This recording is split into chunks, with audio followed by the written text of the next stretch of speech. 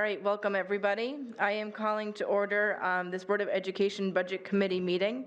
It is Wednesday, March 16th, 2022. It is 6:07 p.m. We are in the Nashua North Boardroom. Heather is out today, so I will be doing the meeting. So I'm going to, what did I say, 6:07? So I'm going to do roll call. Ms. Darling is on the phone. Doing roll call, Ms. Darling? I'm here. Are you alone in the room? Yes, I am. Okay, perfect. Mr. Claffey? Here.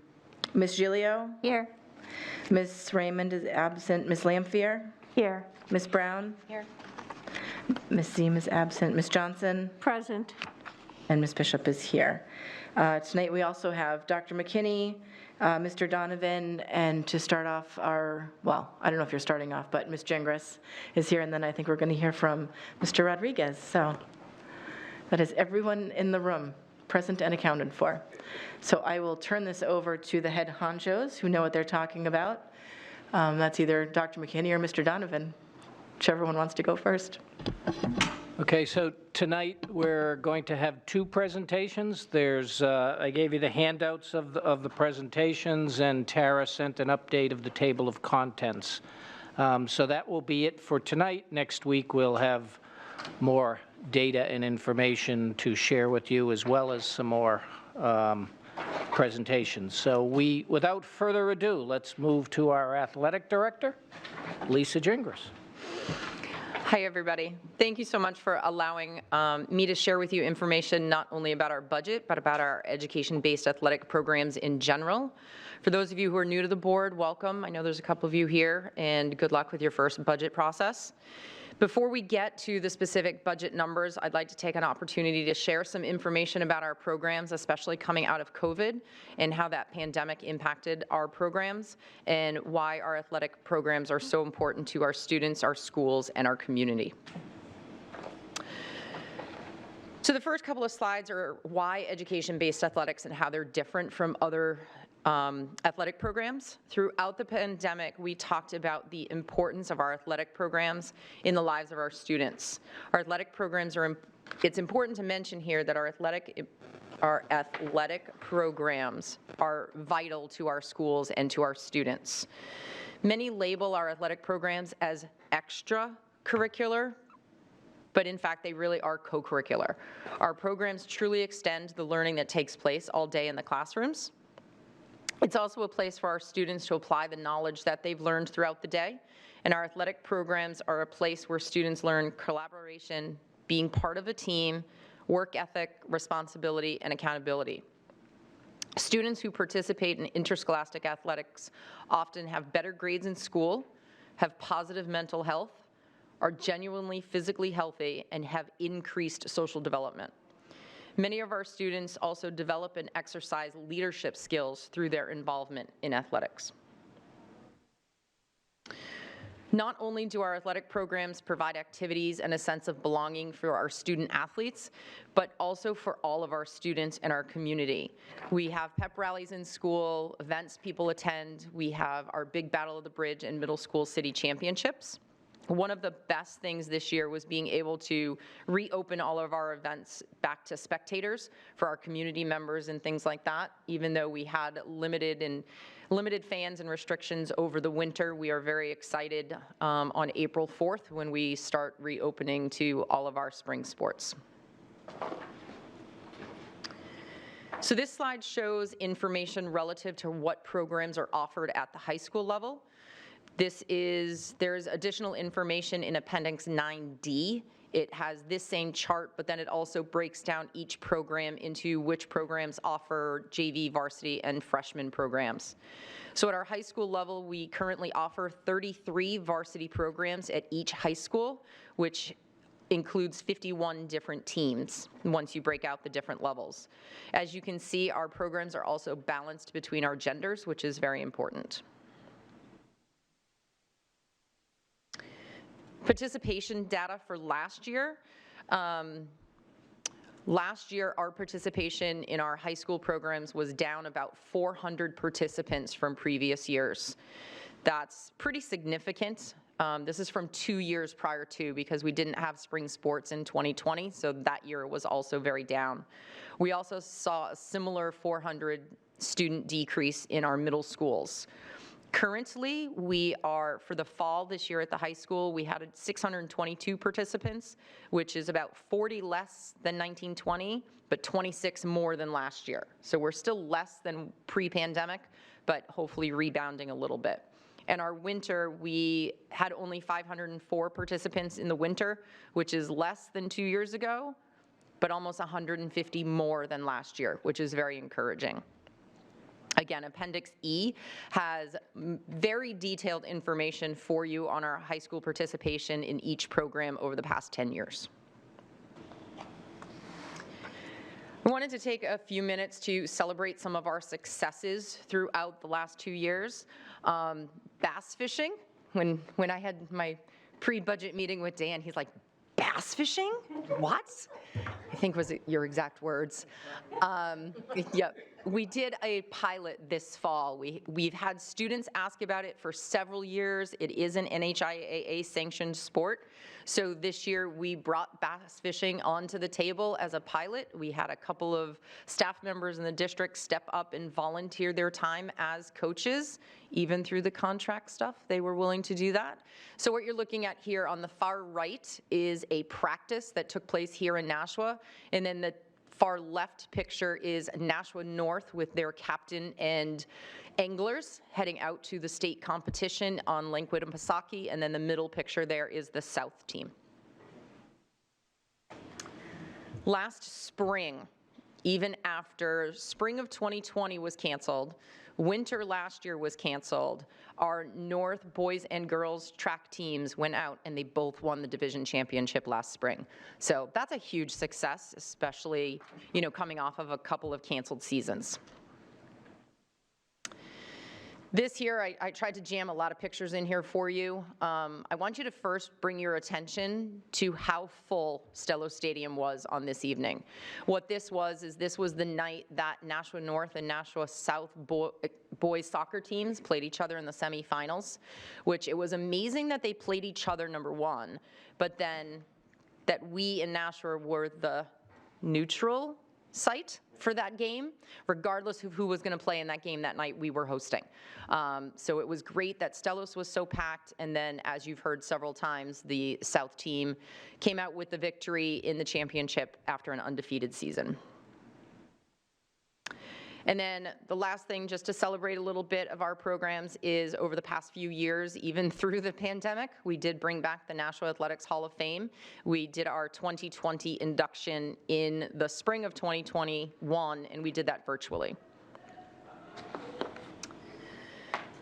Moving on to our middle schools, this again is a slide of just what programs are offered in our middle schools. We do offer 12 programs in each of the middle schools and one additional program, our field hockey program, which Mrs. Bishop's very familiar with, which is a unique program because all students from all 3 middle schools participate together on one team, which is a violation of league rules, so they are not eligible for playoffs at any point in time in their season. But the girls still come out, they're coached, they work hard, they play all season long, and just know that that last game is their final game of the season. So all of the previous slides have talked about education athletics and celebrated some of our successes, the strengths, the opportunities, and some of our accomplishments over the past couple of years. But our programs are not without their challenges. One of the biggest challenges is recruiting and retaining qualified coaches. Currently, we have 169 paid coach positions in our district. Currently, we're down to only 2 openings for the spring. Still looking for a track coach in a middle school and a baseball coach at North, just a little shameless plug there.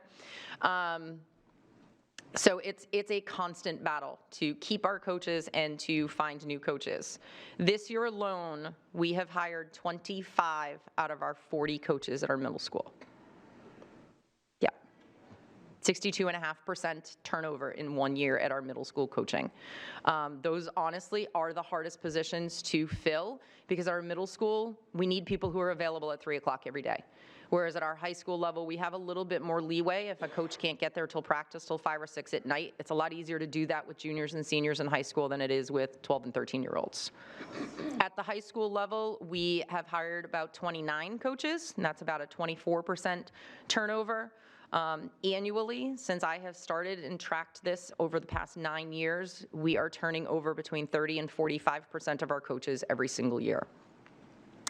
Past couple of years, with the pandemic, we have seen a decrease in participation levels. We just talked about that a little bit.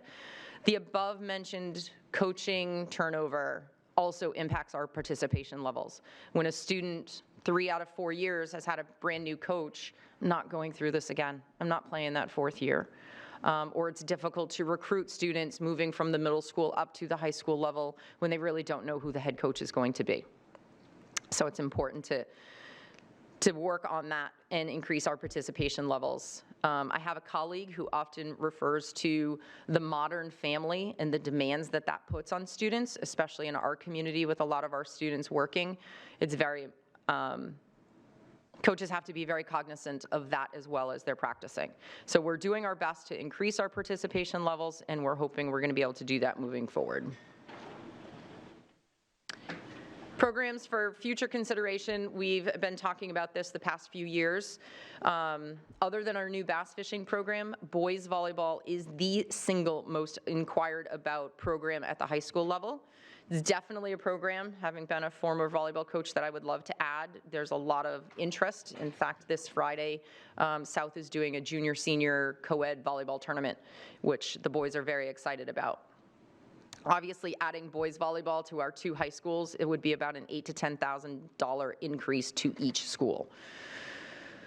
The other thing about the boys volleyball program to keep in mind, as we saw with our programs, we're currently gender balanced. Adding a boys program would cause us to be out of balance where that's concerned.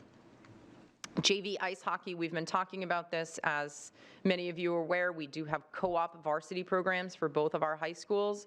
In order to someday come out of those and be able to sustain a competitive varsity ice hockey program, bringing in a JV program, which would require coaches, additional ice time, things like that, which, as you know, ice hockey is very expensive. At our middle school, we talked about a couple years ago, we had piloted before the pandemic a unified basketball program at the middle school level, much like we have at the high school level. And we would love to bring that program back and expand upon it and be able to support that through the operating budget.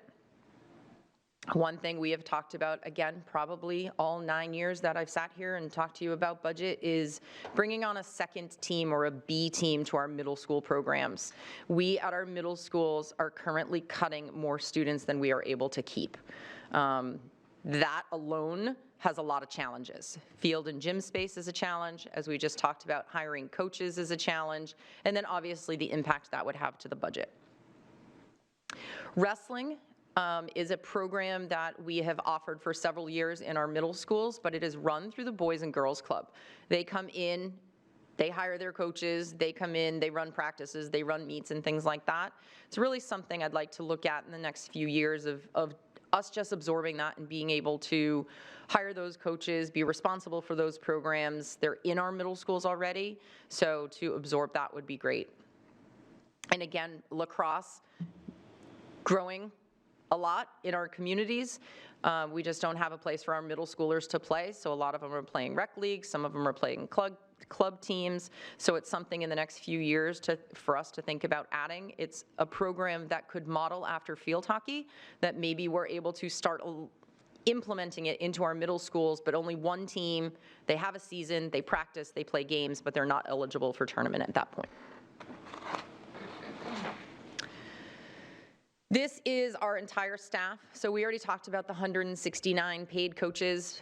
We do have a full-time athletic department secretary in each high school. Our athletic coordinators, just for those of you who may be new, our high school athletic coordinators teach part-time, and they're a coordinator the remainder of the time. In essence, they're an assistant athletic director in each high school. Our middle school coordinators teach full-time and do the coordinating on the side in their free time. Coaching positions for the future, I think we've talked about everything here. Obviously, if we add programs, we need to add coaches. The other ones would be 9 assistant varsity coaches at each high school. We've talked about this again the past few years, that with safety and supervision and the demands of what we ask of our varsity coaches in terms of character development and leadership development, mental health of our student athletes, things like that, to add those 9 positions at each high school would be very important. Couple of positions in the department. I think we've talked the past couple of years about this marketing social media person. I'll be honest, I wish I had time to do more with the social media. There just aren't enough hours in the day. And also to bring in some fundraising. We talk about all the time how great it would be, you know, to have a rock climbing wall or to have more windscreens out at our fields that, you know, say the different teams that are out there. But again, those things take money. So to have somebody dedicated to those things would be great. The other one would be a strength and conditioning coach at each high school. This is something that a lot of high schools in the area have added over recent years. This person, you know, we have, as Dan knows, who approves all the payroll, we have a person who mans or womans the weight room, somebody who supervises, but this person would be more the person that came in and worked not only with our coaches and our teams in season on what's the appropriate weightlifting and strength and development program to work on while you're in season, the day before a game, a couple of days before a game, versus what should students be doing outside of the season. So this isn't just somebody who would supervise the weight room, but somebody who would actually work with all of our student athletes and teams. Moving into the actual budget information, we have a lot of you know, in the budget, there's a lot of different program lines and things like that. So just to give you an overview of the athletics, our athletic budget is in 4 different locations. So there's one location in the administrative part, there's south, north, and then all middle school athletics is budgeted out of the Elm Street location. I just want to make sure everybody's clear on that. We do have athletic programs at Fairgrounds and Pennachuck, but we lump them all together for budgeting purposes in Elm Street. Makes things a lot simpler.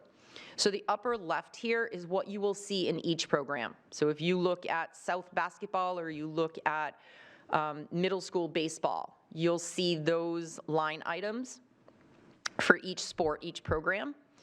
On the right, all of those items are not in each program. So at each location, North, South, and Elm Street, you will see the 1408 general athletics budget, where you will see things for equipment, supplies, our medical supplies, things like that. And then some of those also come out of the administrative lines. The 5 programs at the bottom, you will see in the budget for boys only. So you will see a cross-country boys program. Again, for the community and for everybody to know, we do have the equivalent girls program. Just for budgeting purposes, in those 5 programs, we put them together. They share buses, they share coaches, all of the expenses are all lumped together, much differently than boys and girls basketball, for example. As you compare this year, I know a lot of you look not only at this year's budget and last year's budget, but for several years back. I want to make sure you're aware a couple years back, it may have been last year, it might have been the year before, the 54487, which is equipment repairs and maintenance, and the 71999 miscellaneous equipment, money was moved from one to the other. So it wasn't we got rid of that one or we added the other. It was just more of a transfer. Obviously, last year was very different, as was the year before, so those budget expenditures are very unique. Money was moved around to buy some things that we hadn't been able to purchase in previous years, so little attention was paid to those 2 years' budget. I focused more on the previous 4 years and averages and trends there, as well as current expenses of this year. We do have the Athletic Special Revenue Fund, which is basically our gate receipts, where when we charge admission, that's where those funds go. And that is the only source of revenue we have for paying for uniforms and awards for our students. We also have the Athletic Expendable Trust, which is used for large-scale equipment purchases. And now finally the numbers. Not sure it's a good thing or not that it's taken me this long to get to numbers. Appendix 9F also has a summary for you, but on the left-hand side, you can see the comparison to last year's budget and next year's budget, and then the chart shows you how it breaks down between the 4 locations. This one is the same information, the same totals, but broken down into the different accounts. So as with most budgets, the majority, about 69% of our funding goes to labor. Stipends for our coaches, our athletic coordinators, and our equipment managers, full-time wages for myself and the administrative assistants, part-time wages for our game staff, game officials, and contract services also includes some labor with our athletic trainer and our neuropsychologists. The section labeled all other lines, those are small line items that together make up only about 6% of the budget. One thing to notice as you're looking here, if somebody were to take all of the numbers in that pie chart and add them together, they're going to be more than that number listed there in next year's budget.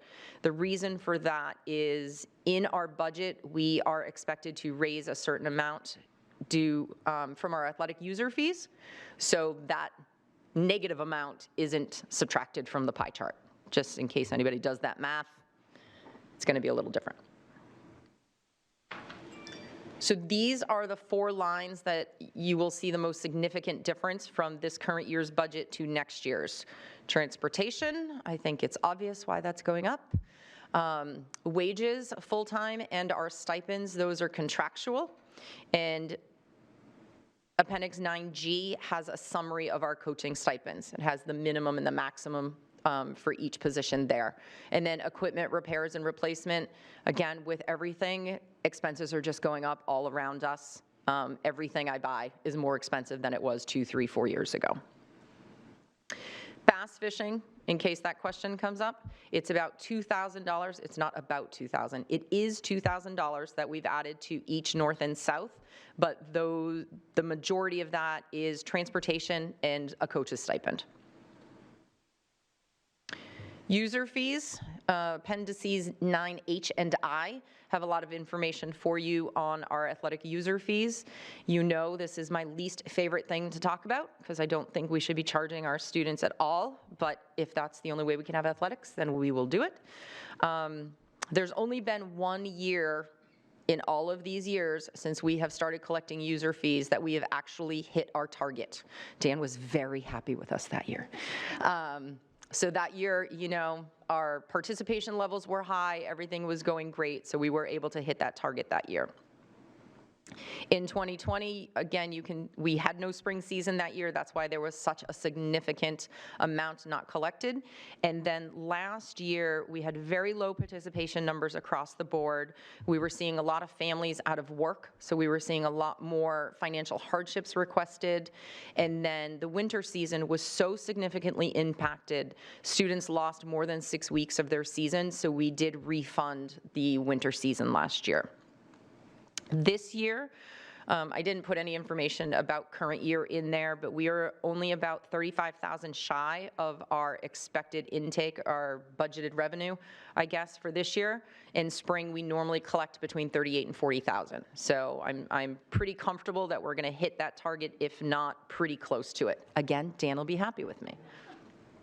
I paid my dues. Yeah.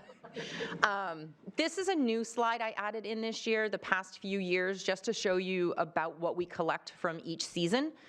Spring season will always be the lowest because it is in our policy. We try to promote the 12-season athlete, the multi-season athlete. So if a student participates all 3 seasons and pays for fall and winter, they do get spring for free.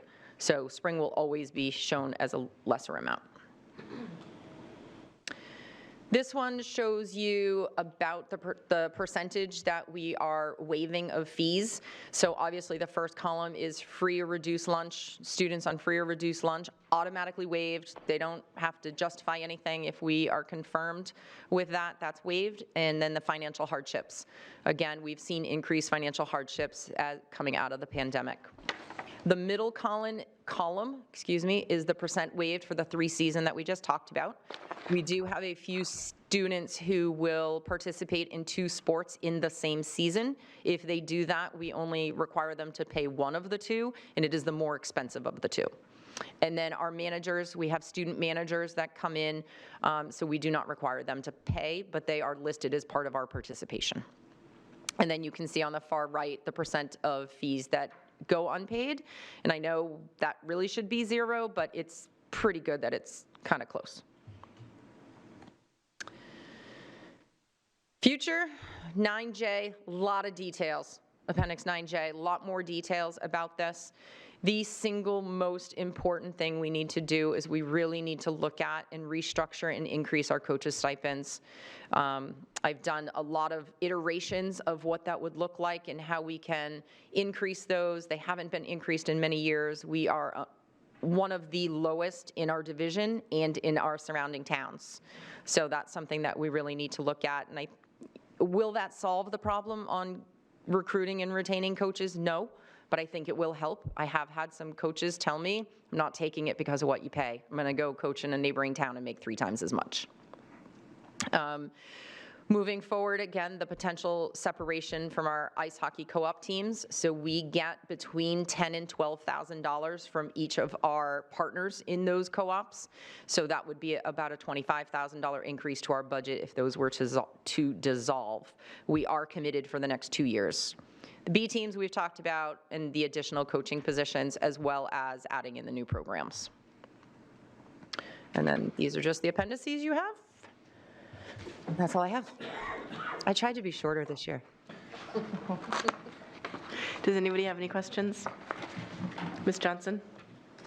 Thank you. Thank you for the presentation. You always give us good presentations. Thank you. I want to say thank you for everything you've done for our athletes during these 2 years.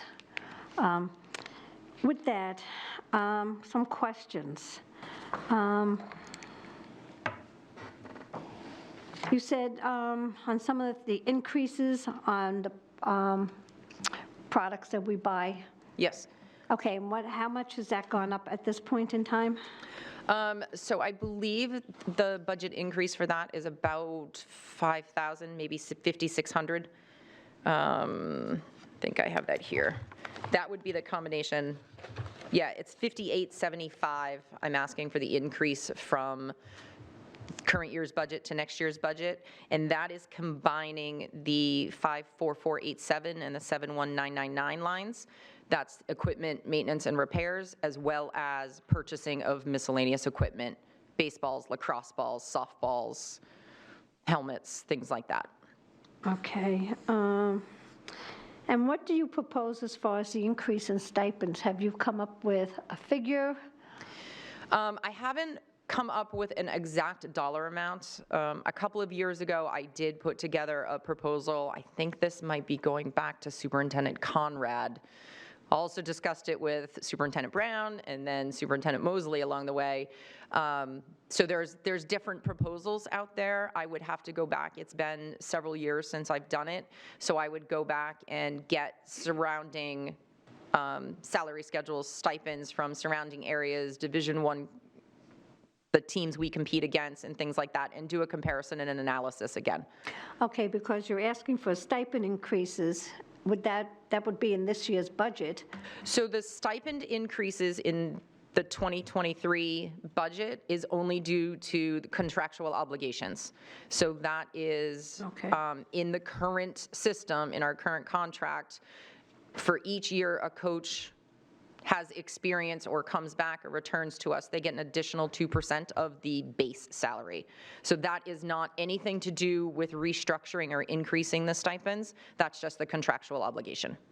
Okay, I just wanted to make sure Yep. about that. And if I can interrupt quickly, one of the issues we've had with coaches' salaries in the past is they're in the teacher contract. So it was hard to make changes to a contract in the middle of a contract. So as part of the contract that will be coming forward to you next week, I believe, we have taken that out. So now the coaches' stipends are no longer in the teacher's contract, which gives a lot more flexibility to making any changes to those. One other thing, Mrs. Johnson, I'd like to mention about the coaches' stipends. When it's time to do the budget, if a coaching position is opened, that gets budgeted at the base salary. But then if I hire someone along the way that, let's say, has 10, 12 years of high school coaching experience, they're given what they deserve based on what I just talked about with that 2% increase. So sometimes that accounts for the big jump. You know, like for instance, I just hired a coach that the position was open, so I budgeted at the base salary, but that coach is coming in with 15 years of experience, so they're getting the maximum salary. And that is reflected in next year's request. Okay, perfect. It was brought up to me, and I had sent the question over to Mr. Donovan. I believe it had to do with the uniforms, the cleaning and hemming of it. Somebody found an invoice from, I think, last year's budget, and they were really confused why it was costing so much money. Do we just, I don't want to put the name of the company out there. No, that was not sports. That was Okay. related to the ROTC program. Okay, I knew it was something. Yeah. Okay. Yeah, because we do all of our Okay. laundering of our uniforms internally. That's one of the tasks of our equipment managers. When they come in at the end of the season, they're all laundered in-house. They evaluate them, and sometimes we'll send out a few uniforms to a local tailor or seamstress, but it's not any significant expense. Okay, perfect. Thank you. You're welcome. I have a quick question. There's such a correlation between positive mental health and athletics. Is there any wiggle room in our ESSER funds to help offset some of the, I'm sure you guys have looked into it, but I just thought I'd ask. ESSER funds have so-called wiggle room, yes. We have not put anything into ESSER related to athletics. One of the issues with that is if you're going to, let's say, start a new program, then when the ESSER funds are gone in a couple of years, you're going to have to put that into the operating budget. So we're trying to be careful about what we put into ESSER. Will there be some programs that we run that may get moved into the operating budget because they were very successful for our students? Probably. And to be honest, in all the information I've read regarding ESSER, I haven't seen anything about athletics. No, I'm sure it would be a loophole to find. Yeah, I'm not saying it's impossible, but Yeah. I really they haven't mentioned it at all. We did put in a couple of proposals at the high school, but as Mr. Donovan said, it would be very difficult to use those funds for something, and then now all of a sudden, well, Right. guess what, board? Now I need an extra $500,000 because we just did all of this stuff. Right. Okay. Any other questions or comments? Ms. Brown? Hey, thank you. So let's see. I have a couple of questions here.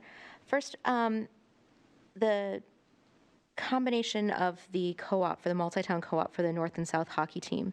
I realize that we do bring in some revenue from those other teams that offsets the cost for our own players. Would there be a benefit instead of, is it Pelham and Salem? Is that who they Sauhegan. Sauhegan, Pelham and Sauhegan. Instead, our North and South team playing together under the Nashua umbrella. Is there a chance that would actually both benefit the students in our district, helping them play together? A lot of them play in the same club leagues before they get here anyway. So when we first entered into the co-op world, first with North Sauhegan, I believe in the 15-16 school year, there is a bylaw in the NHIAA bylaws which both North and South are member schools of, so we agree to abide by all of the bylaws. There is a bylaw that says North and South cannot combine because our enrollment would be bigger than the biggest school that plays hockey, which is Pinkerton. Since that happened, Manchester, Memorial, Central, and West have formed a co-op team with an exception of that bylaw. So I'm not really sure where that's going to go in the future. I'm not sure if that exception was made because of what Manchester is looking into doing, potentially just combining them all into one big high school anyway. That's something that would definitely have to be looked into. I'm a little cautious, though, about if we co-op our 2 hockey teams, then the next thing people are going to want to co-op our football teams and our baseball teams and our field hockey teams and everything else. And hockey is a very, very unique sport because it's so expensive, because it requires so much ice time, it requires so much investment on the family's part and the kids' part financially and time-wise leading up to high school, that it's not something that's off the table, but there'd have to be a lot that we look into going forward with that. You know, if it's something that the NHIAA does allow us to do, then it would need to be communicated very well to the community that it's just for hockey and it wouldn't apply to any of our other sports. That absolutely makes sense. It's something to look up, but you also have like the participation numbers for hockey and that's, I mean, it's similar to other sports, a few other sports as well, but it's a very small group. Right. Where you don't have the numbers and you split them when they get to the high school level for participation. Yeah, believe it or not, our hockey numbers are the ones that have actually grown over the past couple of years. Fantastic. That I've already started conversations with our 2 co-op partners that this could be the last cycle that we co-op, that we may have enough players on our own at each high school to dissolve the co-ops and still field full teams. That'd be fantastic. And it's one of the teams that you've got co-ed teams. Yes, exactly. So let's see, my next question. What's your frequency of new uniform purchases? Frequency of uniform purchases, we purchase uniforms for each program anywhere from 3 to 7 years, depending on the use. So track, for example, is used 3 seasons a year. That gets replaced more often and is a lot less expensive. I've changed our football uniforms. I've changed that I'm not buying them their homes and their aways in the same year, because those are the most expensive uniforms that we buy. So, for instance, they got their darks 3 years ago, I believe, and they're getting new whites next year. So the darks will last a couple more years before we replace those. Our middle school uniforms are in need of replacement.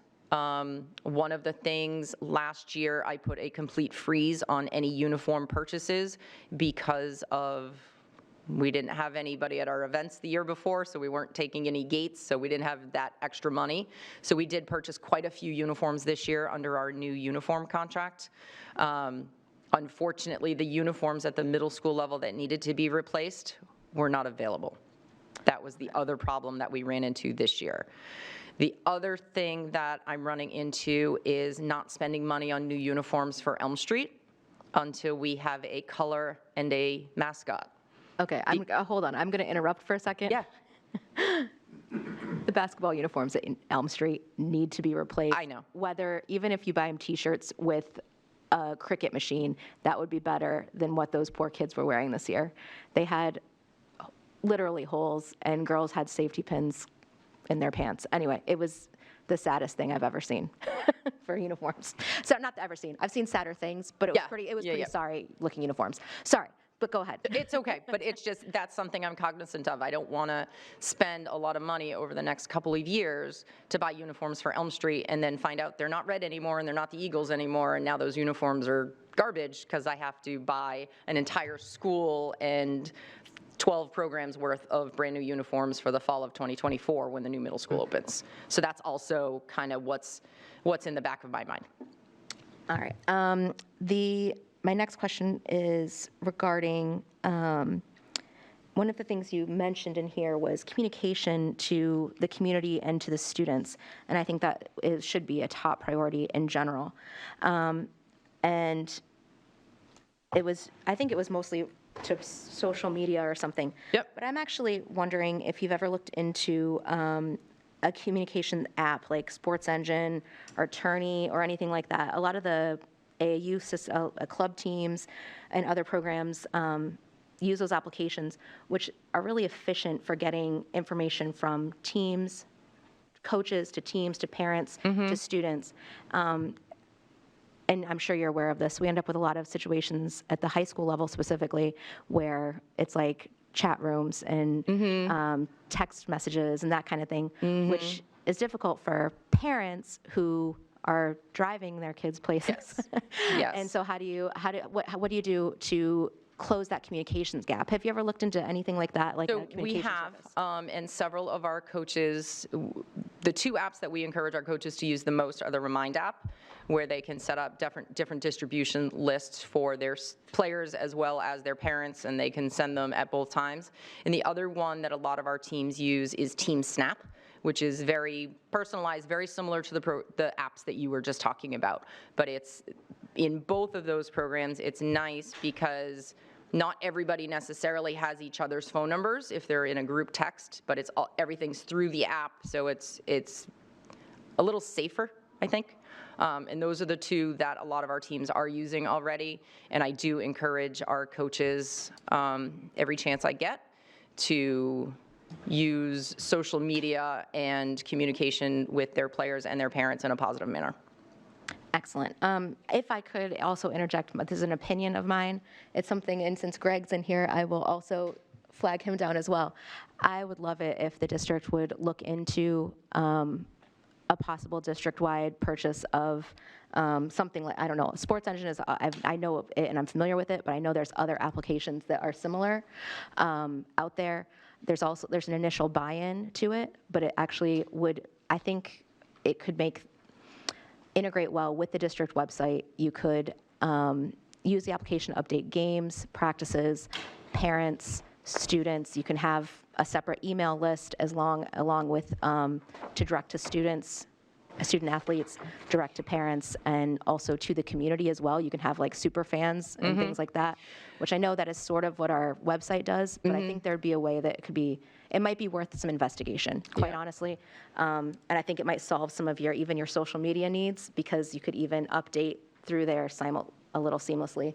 And that's why I'm shouting out to Greg over there, because I know he approves the. Yeah, we do have, through our athletic websites, we do have the ability, as you said, for people to sign up for team accounts where they can get that instant notification if there's a change to the schedule and things like that. And there's a lot more in there where coaches can communicate publicly, privately with parents, and just, again, with the turnover of coaches, we haven't gotten to the point yet where we're ready to train our coaches on how to do that. Okay. Let's see. So my last question is, how would you prioritize your list of future needs? So you've got the restructure of this and increase the stipends, separation of hockey co-op teams, middle school B teams, additional varsity coaching positions, and new programs at the middle school. If you could prioritize those, what would you do? Coaching stipends would be number one. Okay. Middle school B teams would be two. The biggest, as I said, the biggest challenge there is space. You know, all three of our middle schools have a very small gymnasium that it would be very difficult to have 4 basketball teams, a wrestling team, and a cheer team all in the winter with one gym. So that's a big challenge with that one. So that would be number 2. The new programs would probably be number 3, not just the 2 listed there, the unified basketball and wrestling at the middle schools, but also boys volleyball, lacrosse at the middle schools, all of those things. As important as the assistant varsity coaches are, I think the other things are more important. Does that answer your question? That's perfect. And actually, the only other position that I wouldn't see, the strength and conditioning coach. Yes. Is that something that you would hire through the district, or look into like a contract position, something like our sports therapists? I think I would rather that person come on and be a Nashua School District employee. Doesn't mean it couldn't be through a contract, but I think, you know, it could be somebody who has another full-time job that comes in the afternoons, on the weekends, in the evenings, and works with our teams. So we could explore either way, but most schools that I know that have that position, it is somebody who works for the district. All right. Thank you very much. Any other questions or comments? Okay. Thank you so much, Ms. Gingras. We love hearing all of your, you turned sports into math, which I love. You like that? Thank you, everybody. Have a good night. You too. Next up, we have Mr. Rodriguez. There we go. All right. Hi, everybody. For some of you I haven't met, like Mr. Claffey, Ms. Lampier, nice to meet you. I'm Greg Rodriguez. I'm the Director of Technology for the Nashua School District. So thank you for having me, and thanks for Mr. Donovan working with me on this budget. We look forward to presenting to you. All right, so this is our technology staff. It has grown by 4 since the last time we spoke. This is due largely in part to the number of devices that's been increased in the district and the amount of applications that we're now supporting since last year and even 2 years ago at the beginning of the pandemic. So this is a definite need. In terms of state reporting, we added Carmen Abreu as an I4C coordinator, and her and Felicia kind of split the role and work with each other to really divide the state reporting. We've added 2 new technicians, which are stationed primarily at the middle school. So we've added Adam St. Ange and Jonathan Lopez Carrasco. So now all middle schools have their own dedicated assistant systems administrators. We call them techs, but just for short. We also added a database administrator, Marco Oliveria, and new staff. We've recently departed, or Ian Harvey has recently departed from the district, and he was an all-star. So Ian, if you're watching, we still love you. But Brian Landel has been great with us, and he's been with us for a couple of months, and him and Marco have really tag team the role that Ian occupied for a while. So it's still a learning process, so we're still trying to get our legs under us just because we've had some change, especially the time of the year. So turnover in IT is never, at any time of the year, is never great, but we're happy that Ian was able to move on and work towards his dream, so, of working with data. So, all right, so through the Department of Technology, we want to promote teaching, learning, and productivity. Recently, and I'll get to it later, we've updated most of our infrastructure for the slight upgrades that we need to make at the middle schools. Elm Street is not really going to touch it until the new middle school is built. So, but for the most part, the district is up to date. We thought, COVID was both a blessing and a curse, but for a blessing for the district because we were able to secure funds to update our very old infrastructure. Now we're almost bleeding edge. So we really try to gain an understanding, and this is where the technicians being at the schools, a lot of the time in the middle schools, because we really want to gain an understanding where they are. They're on the front lines, they know what the needs are, and they bring it back to us, and we meet about it, and we talk, and then, bring it up and down the food chain.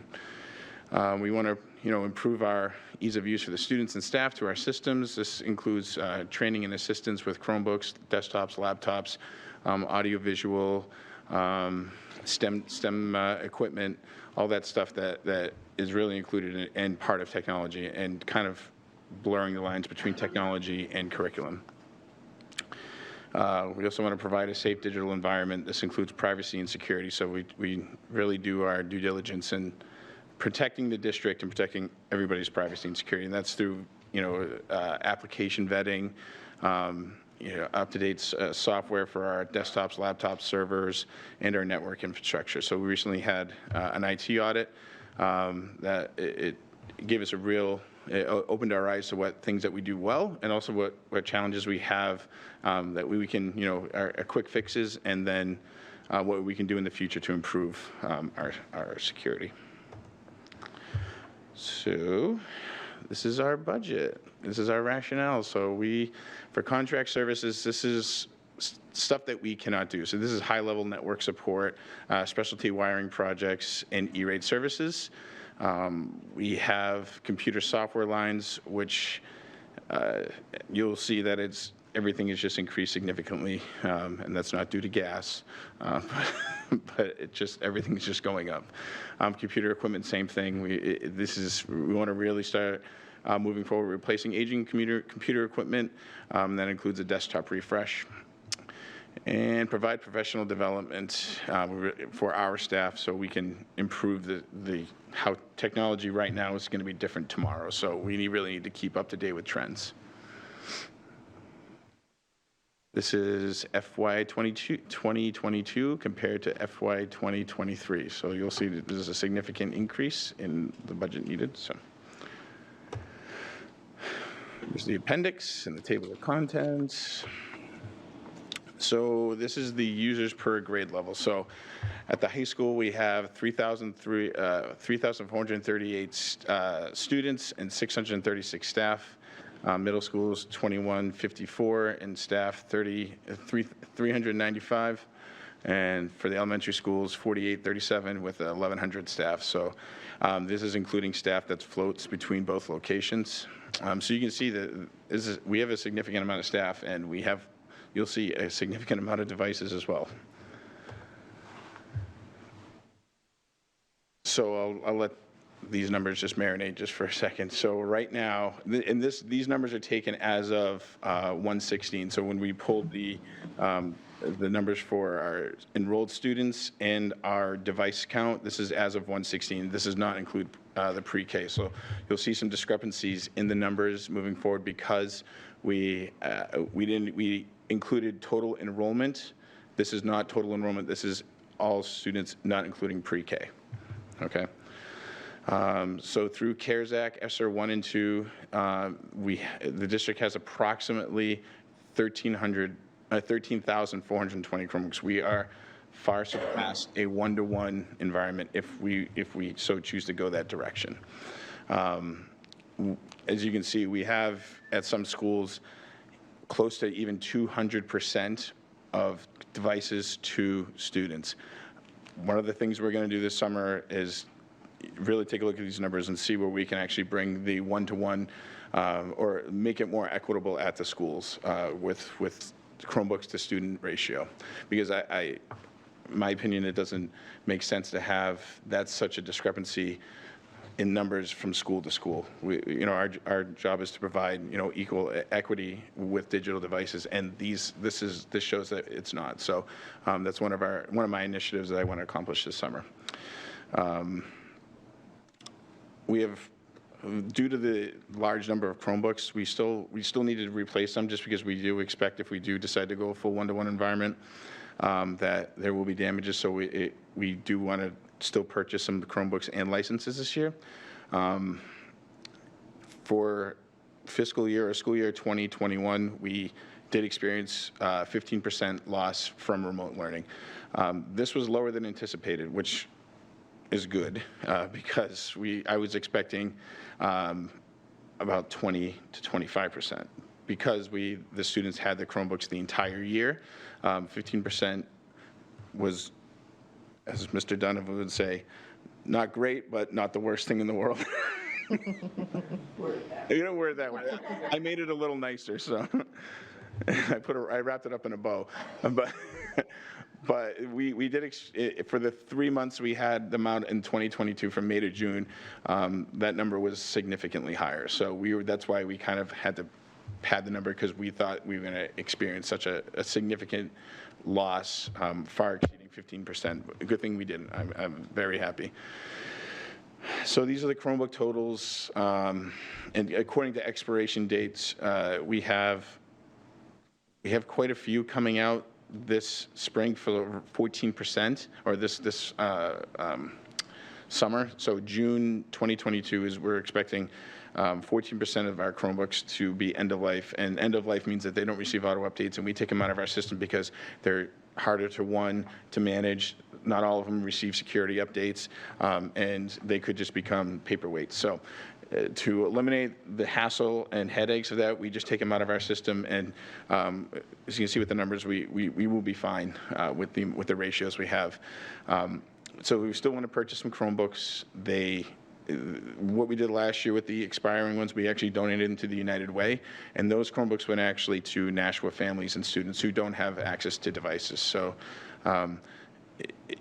this year, hopefully, will go a little smoother, so we don't have to run into such problems next year.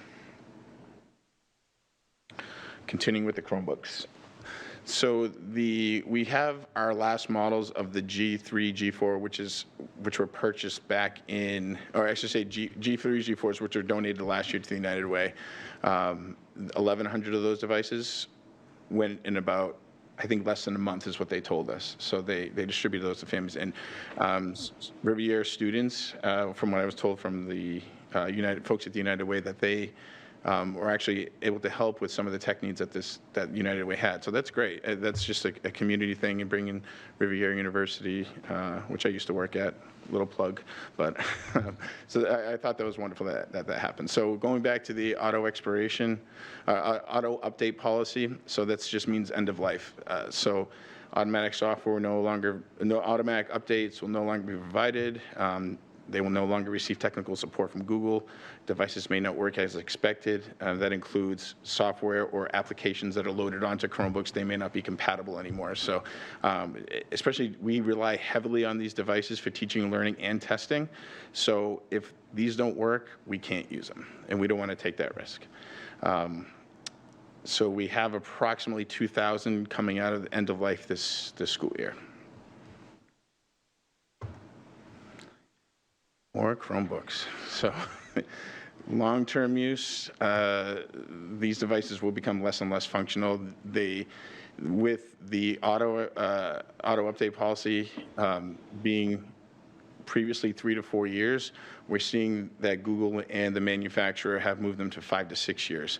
That's not to say that these devices will last 5 to 6 years. These aren't built like these. These are sturdy. They are sturdier. They can handle more of a rigorous day-to-day, abuse. I would say that, but these can handle a little bit more than the average Chromebook can. So we'd like to stick to a 3 to 4 year cycle, just because of what we've seen come back to the buildings, to the district, or I should say the IT department, for repairs, because cracked screens, cracked chassis, broken keyboards, missing keys, broken mouse pads, all that stuff that we repair in-house. But this stuff can get costly, and the wear and tear does go beyond a point where, okay, the device costs $80, you're going to invest $100 into it. It doesn't make sense. So we have to really think about a refresh policy going forward.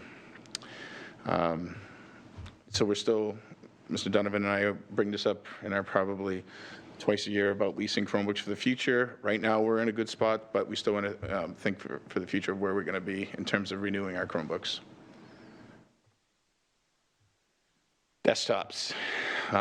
Seems like when I first started with the district back in 2016, this model was new. It was the latest and greatest thing. Now we're aging them out. That, to me, I can't believe it. So we are going to start this year by purchasing 300 desktops. We're going to have about 20 to 25 spares, which is what we usually keep on hand just in case desktops fail and we have to replace them. Some of them arrive that on arrival, we just send them back and they send us a new one. So it's not like that's lost in it by any means. The cost of the desktop has risen significantly, 24%. So we used to pay $495 per unit. Now we're facing $650 per unit. That has to do with a lot to do with supply chain and just cost of materials going up. So chip shortages is a huge part of why these prices are going up per unit. Desktops, in my opinion, are the most reliable devices we have. They always connect with Ethernet cables. They are, for the most part, they have more functionality, easier to repair, they're longer lasting, and they're not mobile, for one. So the reason why Chromebooks and laptops see more damage is because they're carried around, slammed on desks, thrown, whatever. These desktops can hold a lot more, if we do it right, a lot more memory, and a little beefier if we need to. And they supply the best, most reliable internet connection. So we've done a little things. Would you say little things, Mr. Donovan? Little, yeah. Okay. So we rewired the existing IT closets throughout the district. So a couple of years ago, I believe we talked about split pairs where the internet cables were where one line was split into two different connections. This is ancient technology when nobody uses this anymore. And 20 years ago, this was a cost-saving thing. I think in the long run, to actually run more lines and fix it, it probably would have been better just to run every line singular and wouldn't have to deal with it, because it was an expensive project, but it was something that was needed, and it is completed. So we upgraded all of our switches and access points in all buildings minus Pennachuck and Elm. With Pennachuck right now, we're still waiting on construction. We don't really want to put in new access points in the building with dust, and they're going to be doing work over the summer. So that's when that part is over, we are going to be in there putting new access points that are exactly the same as that one right there, which are high-density access points, which can hold theoretically up to 100 devices, and to that, wireless devices. So these right now, what's in Pennachuck and Elm they can only hold 25 to 30, and that's pushing it right there. So having 100 devices being available for wireless use it's amazing. So, and we really notice a difference in terms of our help desk tickets too. So we don't see not as many wireless issues anymore, just because these are able to hold so many more devices on just one access point. So we're really proud of what we've done with that. We've upgraded the fiber at all our middle schools. So the entire district has had a fiber upgrade, again, minus the middle schools. It's the minus Elm, because we're not really investing too much technology right now, just because of where it's going to be in the next couple of years. So we've increased our bandwidth from 2 gigabits per second to 8 gigabits. We are actually looking to drop that, because we're noticing that we aren't really we're not really paying for getting what we're paying for. So we usually hover around 3 to 4 gigabits per second. That's our bandwidth. But we're just to be comfortable with thinking about dropping it to 5 to make more fiscal sense. So it's going to save the district about $900 a month just to drop that change. So, and if it's something we don't use, honestly, we're not going to need it. So. We brought back all report cards and project reports to Aspen from Teacheries. Franklin Street School is now part of the district infrastructure. That was a 8-month project to run fiber from City Hall to Franklin Street. We had a Comcast temporary connection there that was a coaxial cable, so a line that was going to the school.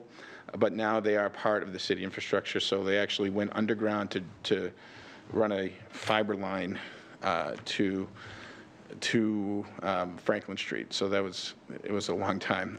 One of the things that I didn't mention on here was providing wireless access to Stellos, and so they can use or not just wireless, but internet in general, so they can stream their football games and other sports there. So that was one of the things I did not put on there. So in conjunction with dining services, we are implementing Mosaic, which is the dining software. That's the new dining software that's being rolled out this week, right, Mr. Donovan? Yeah.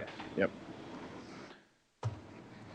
So we have upcoming projects. So this has also been a year-long thing, the disaster recovery, which is at North High School. We bought this with one-time funds.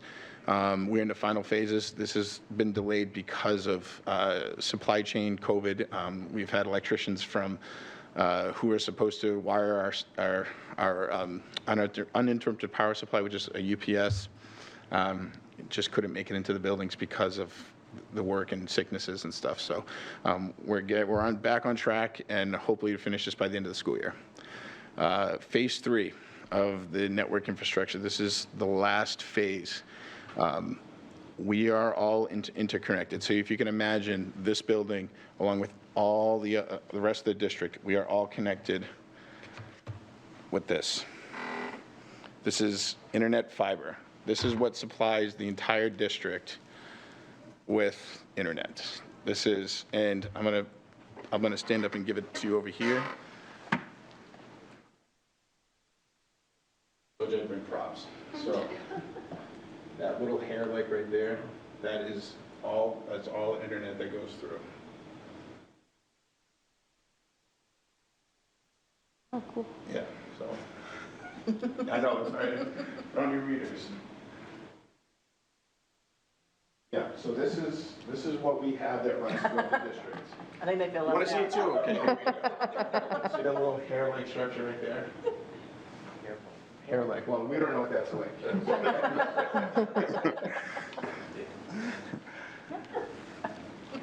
So that, yeah, you're doing great. That's how you use it.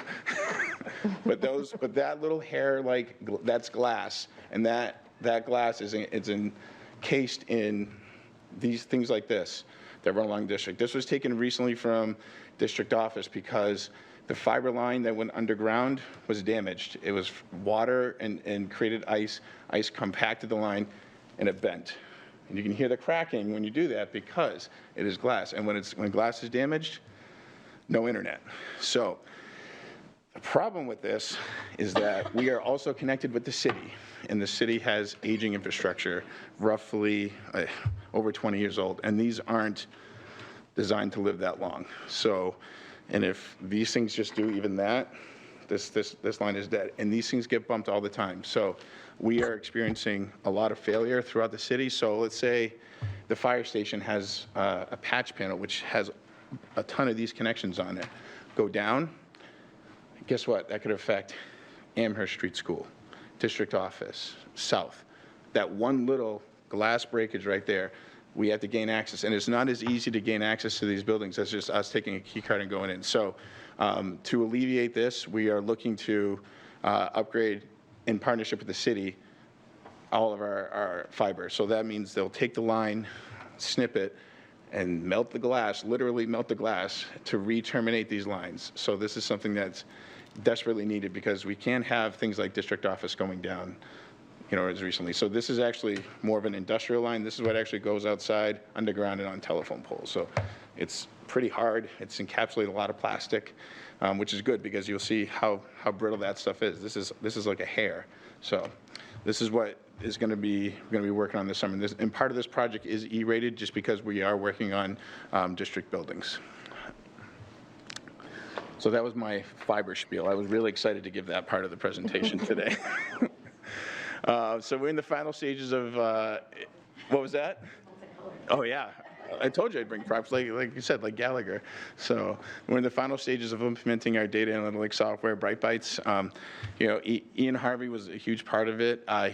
Since leaving, he brought a lot of the knowledge of what he does and how we implement software. So I'm trying to get back up to speed and get our feedback under us for the implementation of this software. So we're also seeking to use Clever for single sign-on for QR codes for the K through 12. So the littles have a little tough time putting in their username and passwords. So we're looking to pilot this at the end of the school year to see how it works and see what we're going to do moving forward. So these are going to be easy things that they can print out their Clever badge, which will let them sign in for just a QR code, so they can just hold it up to the webcam. Boom, they're in the computer and they're in their applications that the applications that use with Clever. So really excited about that too, because that's something that Miss Ann Altman has expressed. And we listened, going back to the previous slide, and this is something that I think we need to do. Software budget, yay. I'm not going to read through every line because that would be a tremendous waste of time. But as you can see, that a lot of our budget is software.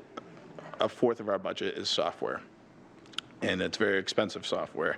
Microsoft is probably going to go up about 5%, and other increases too. The only real constant that we have has been Aspen. Aspen has not really raised their prices for the district for almost a decade. So they really appreciate, our business, because we were one of the first big districts to sign on with them. So we're really grateful for Aspen with that. We've added some lines. Workday has been increased to the budget, which is the finance software. We've added QuickBooks in there and Adobe. We would just buy one-off Adobe licenses. Now we're just building that into the budget just because of the need of Adobe for the district. Let's see. I can't see any other changes that going back and forth, but it is a significant portion of our budget is the software line, because this is what really runs our district and our productivity and keeps us safe at the same time. Contract services. So our Disco phone structure, or how we Cisco informed us a few months ago that they're changing how they do their licenses and support, which came to a sticker shock to us because we weren't expecting that. Their support, we had to roll some lines in there, so you'll see the Cisco SmartNet, Cisco phone support, and Cisco phone licenses. Previously, we didn't really pay for the Cisco phone licenses, but now we have to, and we use Cisco phones throughout the entire district. This was part of a bonded project that started in 2016, so, and this is, since we're all connected, like I said before, this is what the city uses, police, fire, so as well as the school district. So we're all connected in that way. So we have redundant phones. So if one area goes down, it reroutes automatically. So we're going to be okay with that. Still doesn't make it. This still doesn't take away the sting about how much it costs, because it is a significant amount. We rolled in all of our managed service providers, so it's an MSP, so that's lines that we use for our special networking projects, special reporting projects, special wiring. So we put that all, or special like wiring, I mean like fiber terminations, all that stuff. So that's in managed service provider support. We roll in $15,000 of updates. So Aspen does updates once every 3 or 4 months, so, and they cost roughly $5,000 to do their updates with them. And the network infrastructure upgrade, that's the fiber that I went around the room and showed you all. So that's what we're looking to do with the city. So that's $180,000.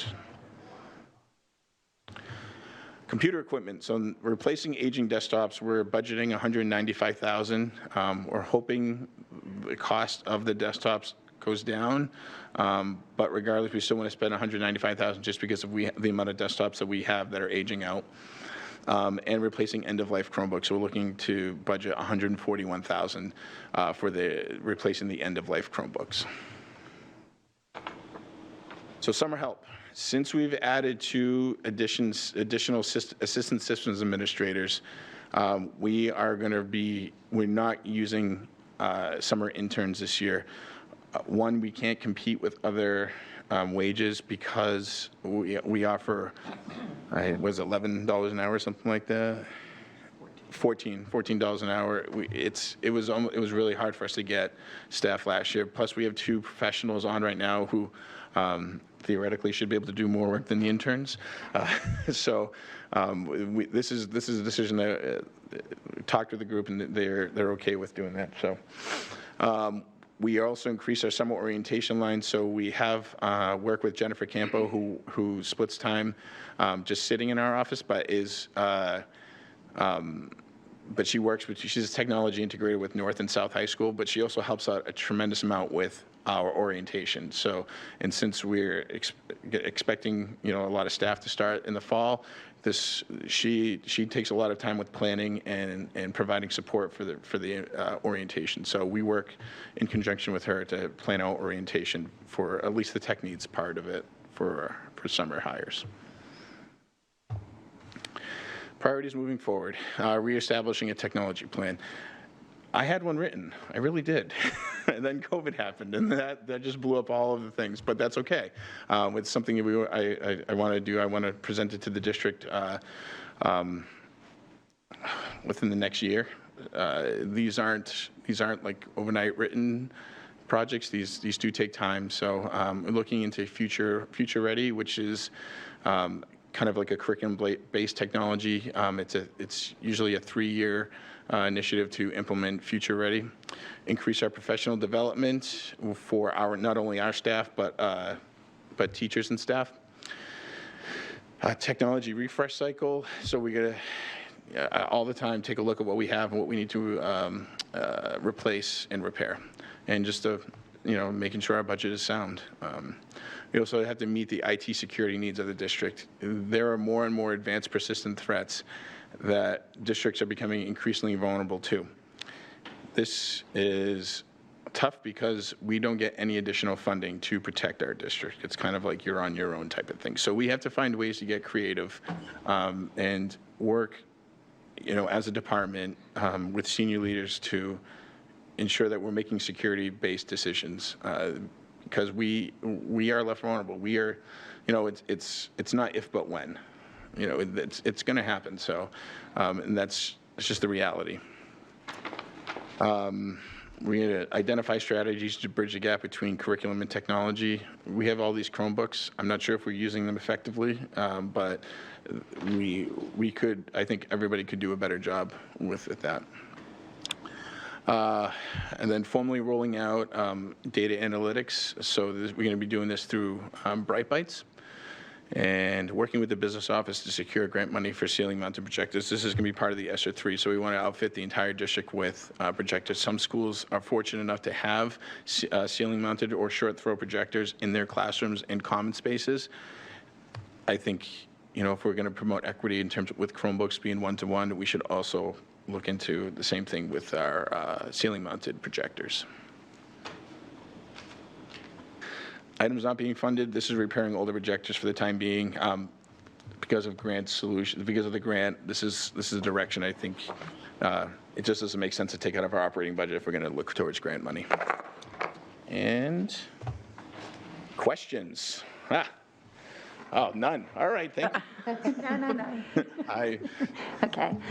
This is actually a thank you to you, and Altman, because as someone who spent about 1.5 years teaching, being in the libraries, but also being in the computer labs, I can't tell you how much it's going to help if those K through 2 students, we could spend almost a whole computer lab session trying to get a whole kindergarten class logged on. Yep. And so there was very little learning that was able to happen. And the kids were so excited at that age about using the computers Yep. that, you know, they really, like, it's such a great opportunity. So I didn't even know such a thing existed, but I'm so glad it does, and thank you. Yeah, I also want to include Dr. McKinney in that conversation too, because he was, you know, full support of that as well. So I don't want to, you know, someone to give you credit, okay? Okay.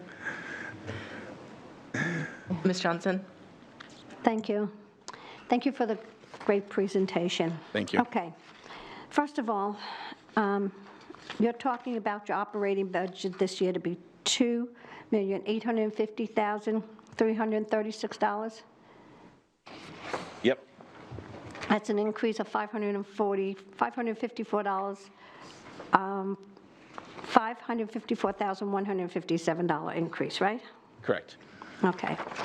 First, I'm going to talk about working with the business offices to secure grant money for ceiling-mounted projectors in all classrooms. I've said this for years.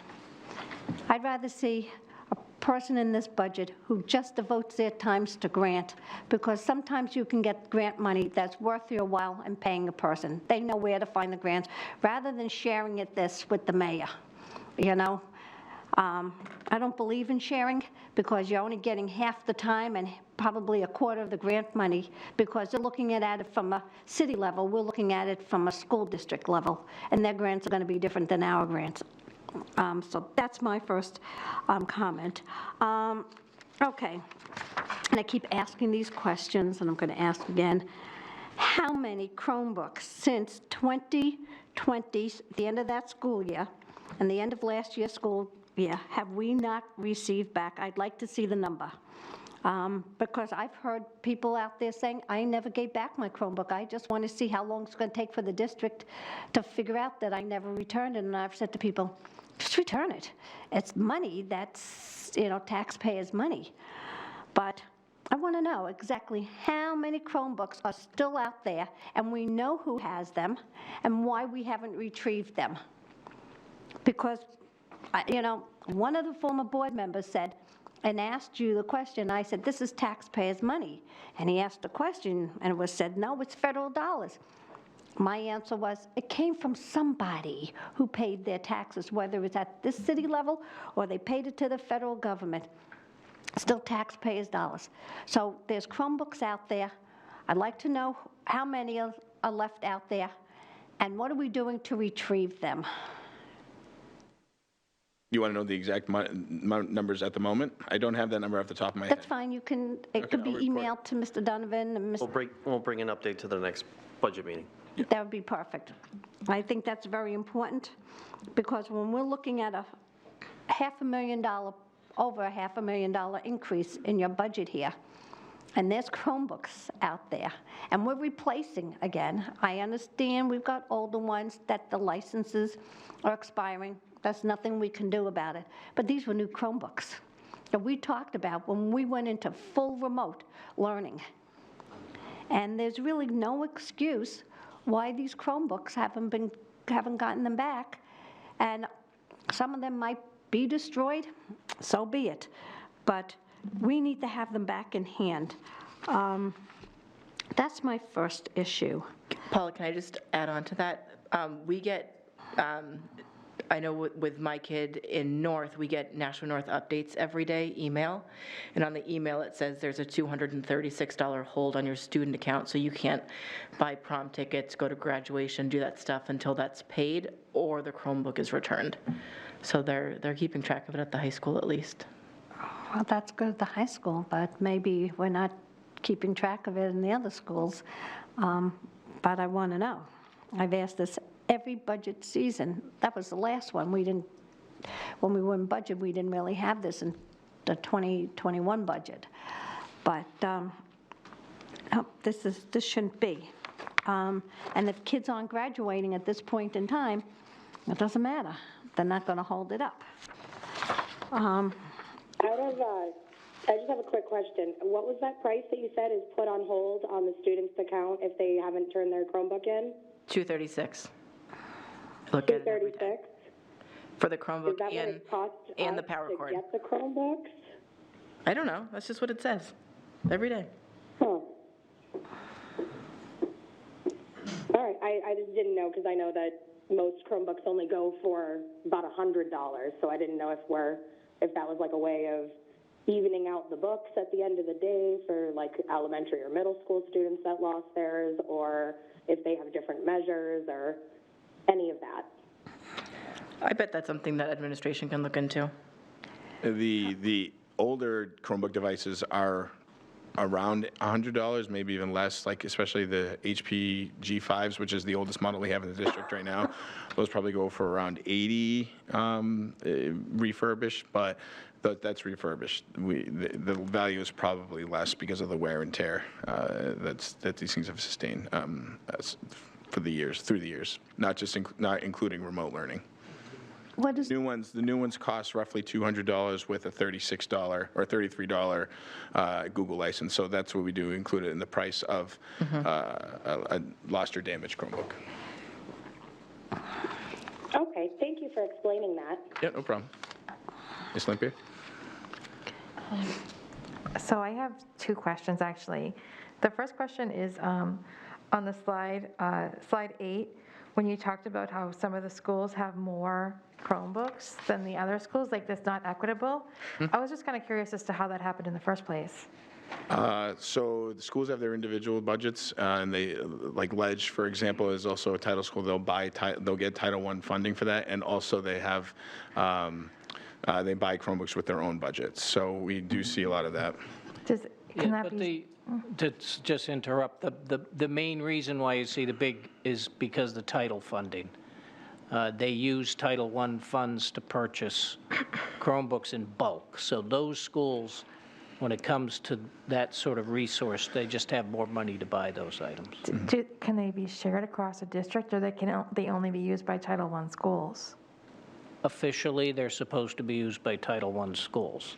But let's say if there's 500 at Ledge Street, they're probably not all purchased with Title I. That's correct, because we did supply CARES Act money, Chromebook purchased to those schools as well. So they were distributed in a non-discriminatory way. So this is why you'll see these numbers of, let's say, Birch with 769 for 339 students. That's just a good example. So a lot of them, it's bought with other types of money. Okay. Yep, I and see. Ledge as well. Ledge is also quite a bit. Yeah, the one that really stuck out to me was Mount Pleasant. There's 500 extra Chromebooks that are there. Would that impact how many Chromebooks you have to buy this year to replace the ones that are being retired? Yeah, that's why we were only looking to purchase 600 as opposed to a one-for-one swap of Chromebooks. So okay. yeah, so we have, like I said, I think we have roughly 2,000 coming out. That's why we're only buying 600. Okay, all right, great, thank you. Yeah, no problem. The other question I have is about, the contract services on page 15. Network infrastructure upgrade is listed twice, and once it's for 60,000 and once it's for 180,000. I wasn't sure why it's separated like that. That's a great catch. Does that mean you have 60,000 extra dollars? Or 180. If that's true, not anymore. Not anymore. The 180 is the specific The 180 is project that you specific for talked the about. project, yeah. I'm not sure. I have to check on the 60,000. Thank you for bringing, yeah, we'll take a look at that. Okay, thank you. Jeez, you gonna catch that one? Yeah, I think it may have been labeled incorrectly, so. I have a specific data spreadsheet of all the things. So that may have been a $60,000 one, but I may have labeled it correctly or put it in twice by mistake. So we'll take a look at that and we'll chat about it tomorrow. That's too bad, but I can see how the mistake could happen. Yeah. Ms. Johnson, did you finish up all your questions? I think so for right now. Any other questions? Ms. Brown? So first, I want to vouch for the fact that the connectivity in this room is significantly better since you installed the high-density things, because when I first started on the board, you could not connect a computer to anything in this room. And thumbs up, I can actually read my board packets live streaming or whatever, so. Good, that's great So to hear. thank you for that. And I'm sure the students and the teachers are benefiting from that as well. Second, I also want to commend you because your priority list mimicked all the questions I asked during this presentation. It was like you were in my brain, so well done. I am in your brain rent-free as well, so that's tough these days. That's the high-density fibers you've got going on over here. For everybody. That's right. No, so my primary question was, how are we going to be now that, we're moving away from the concept of remote school, but how are we going to be prioritizing or not prioritizing, but making sure that we're using the technology we have access to in classrooms? And it seems like that's really part of your IT plan going forward, and it's something obviously we have to work with teachers. Is this Bright Bites, is that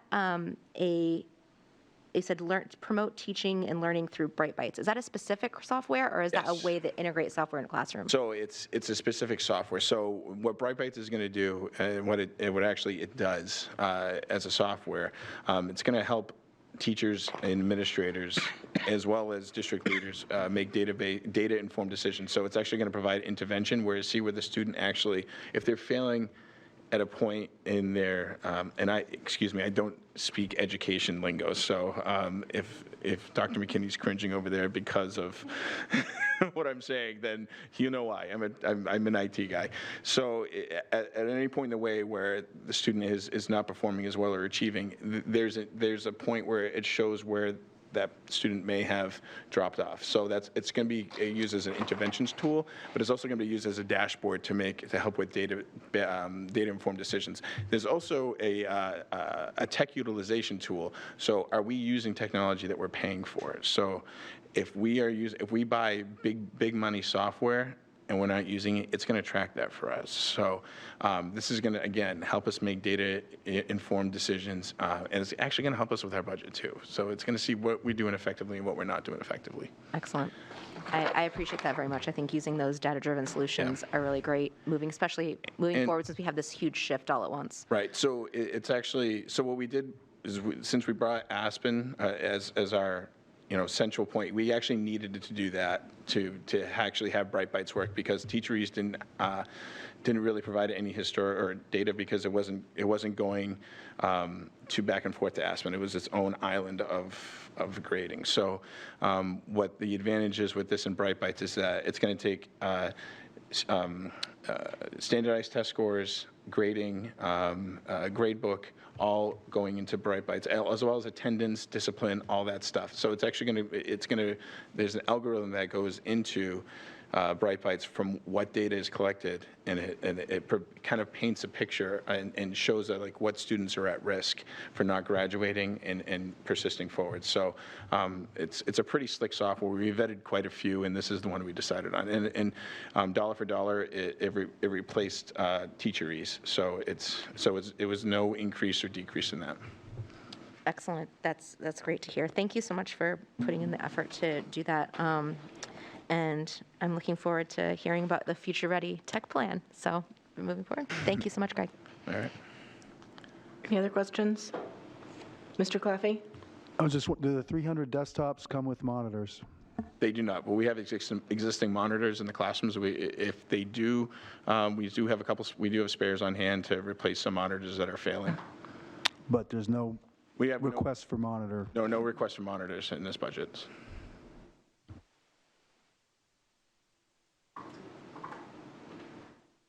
Any other comments, questions? Mr. Donovan? Yeah, just so that people know, the list that Gregory showed of all the software items, I don't typically call him Gregory. I know. I feel like he's in trouble. I was actually kind of like, what does he say? But that list of software, when you've basically approved the budget and the full budget gets approved at the city level, there are some significant costs here, but this is not, we're not going to bring forward to the finance and ops, that we're going to spend $140,000 on Aspen. on the Aspen or something like that, that you're effectively approving these prices. Yeah. I will verify these costs when they come in, but they're annual licenses, and it's over and over and over again and trying to bring it forward.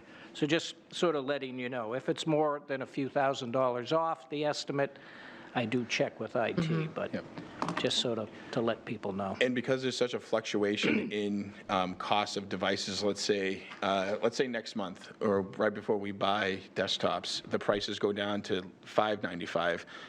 We're gonna purchase it at that price. This is just the price that we recently got for our desktops at $650. So there is some fluctuation with the pricing of devices. So that includes access points, switches, desktops, laptops, Chromebooks. So these are just as recent quotes as we got as like a soft quote to give us an idea of what we're going to be projecting for our budget.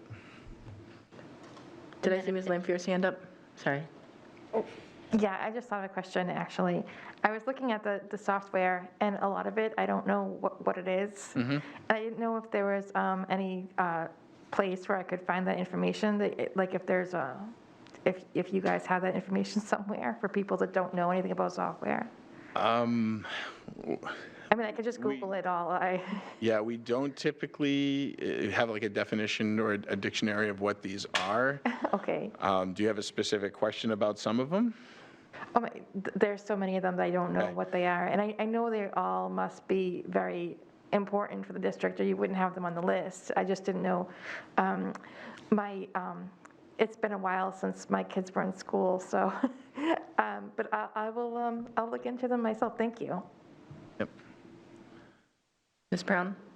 What we could probably do is just put a little note down next to each one and include it in the package coming forward, just to give you a quick 2 or 3 word to what each one is. We could probably run through that now, but it'd take a long time, so. That would be great. Thank you. So a lot of Want a full annotated bibliography with citations and, done.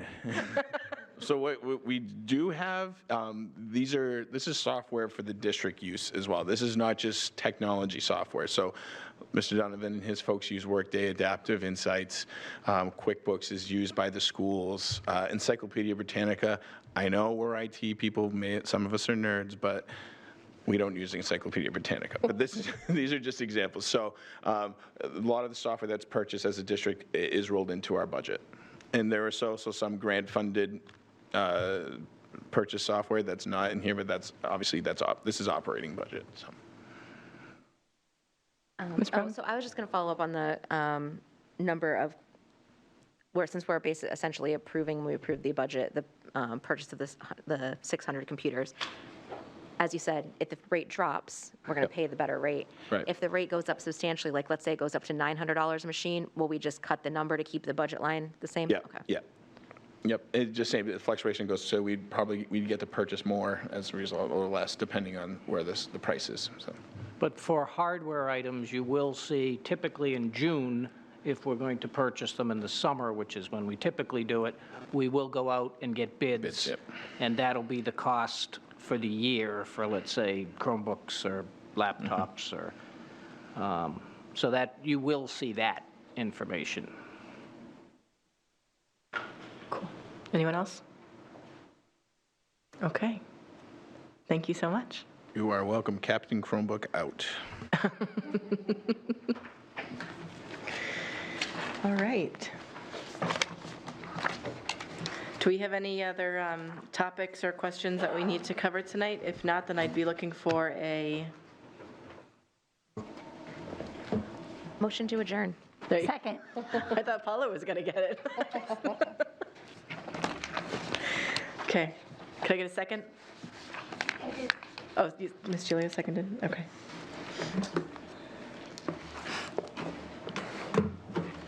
Okay, so Ms. Darling's on the phone, so we have to do by roll call. On the motion to adjourn, Ms. Darling? Yes. Mr. Claffey? Yes. Ms. Gilio? Yes. Ms. Lampier? Yes. Ms. Brown? Yes. Ms. Johnson? Yes. And Ms. Bishop says yes. We are adjourned at 7:45.